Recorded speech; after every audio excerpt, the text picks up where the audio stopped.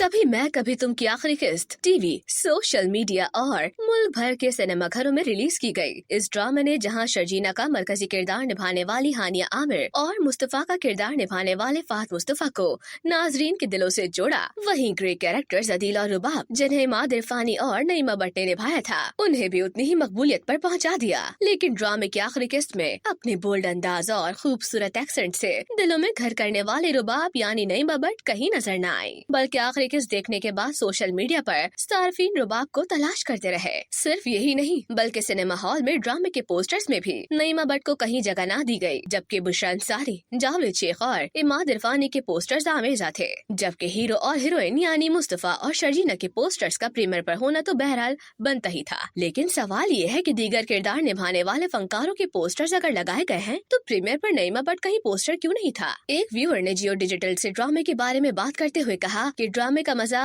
रुबाब और अदील के dropping scene से बढ़ा था, तो फिर इतनी आसानी से अदील की जमानत पर रुबाब कैसे खामोश बैठी रह गई? क्या मुस्तफा के ताल्लुकात और असर रसूख रुबाब से ज्यादा हो गए थे? एक और ड्रामा बीन ने कहा कि शायद रुबाब की मकबूलियत से मेकर्स को परेशानी हुई है, इसलिए ऐसा किया गया। इन मामलात पर जब जियो डिजिटल ने अदाकारा नईमा भट्ट से बात की तो उन्होंने कहा कि नाजरीन ने उन्हें बहुत मोहब्बत और प्यार दिया है, जिस पर मैं उनकी मशकूर हूँ। मैं एक आर्टिस्ट हूँ और मैंने अपना काम ईमानदारी से किया है, बाकी मैं पोस्टर पर हूँ या नहीं, इससे मुझे कोई फर्क नहीं पड़ता। नईमा ने मजीद कहा कि ये उनकी टीम की स्ट्रेटेजी है, उनको जो बेहतर लगा उन्होंने किया। जहाँ तक बात किरदार की है तो नईमा का कहना था कि वो ज्यादातर बाहर रहती हैं और वहाँ भी खवातीन उनके किरदार की वजह से ही उन्हें पहचान रही हैं। कई खवातीन ने आकर कहा है कि जरूरी नहीं आप मुआशी तौर पर मजबूत हों, अगर कोई भी आपको धोखा दे या चीटिंग करे, चाहे वो किसी रिश्ते में हो या किसी कारोबारी ताल्लुकात में हो, ऐसे शख्स का जरूर हिसाब होना चाहिए। नईमा ने कहा कि खवातीन उन्हें रुबाब का किरदार करने पर सराह रही हैं। उनके इस किरदार ने खवातीन को बहुत हौसला दिया। जहाँ तक ड्रामे के इख्तिताम पजीर होने की बात है तो ऐसा महसूस हुआ कि मरकजी किरदारों की कहानी कुछ अगर मगर के साथ सिमट गई है, लेकिन दीगर किरदार तो मंजर से बिल्कुल ही गायब हो गए। आखिर में अदील को भाई से माफी मांगने का ख्याल तो आ गया, लेकिन शर्जीना के साथ अपने किए गए सलूक पर माफी मांगने का ना सोचा। सिद्र अपने भाई मुस्तफा से वालिद की तबीयत नासाज होने के बायस अस्पताल में मिली और फिर दोबारा ये देखने नहीं आए कि वालिदैन कैसे हैं, और संगीन इल्जामात के बावजूद मुस्तफा ने अपने भाई अदील की जमानत करवा ली तो रुबाब को कानो कान खबर न हुई। इसके अलावा ये भी क्लियर न हो सका